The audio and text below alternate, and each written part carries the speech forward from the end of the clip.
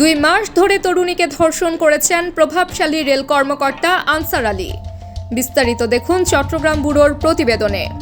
বাংলাদেশ রেলওয়ের এক উচ্চ পদস্থ কর্মকর্তার বিরুদ্ধে নারকীয় কাণ্ড।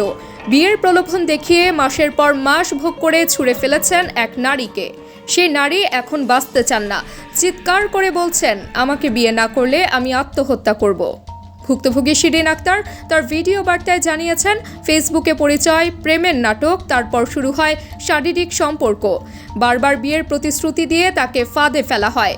চট্টগ্রামের এক 5 স্টার হোটেলে নিয়ে রাত কাটানো হয় তার সঙ্গে, কিন্তু তারপর সেই ব্যক্তি উধাও। শিরিনকে ফেলে চলে যান ঢাকা। কিন্তু প্রতারণার মাত্রা এখানেই শেষ নয়। শিরিন যখন বুঝতে পারেন তিনি প্রতারিত হয়েছেন, তখন অভিযুক্ত ব্যক্তি তাকে সামাজিক যোগাযোগ মাধ্যম সহ সব জায়গায় ব্লক করে দেন।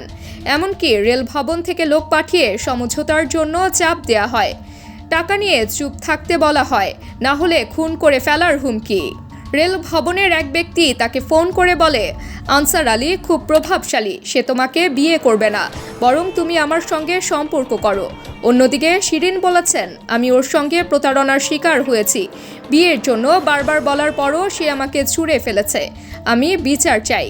এই ঘটনা প্রকাশ্যে আসার পর রেলওয়ে কর্তৃপক্ষ তদন্ত কমিটি গঠন করলেও 5 কর্মদিবস পেরিয়ে গেলেও প্রতিবেদন আসেনি।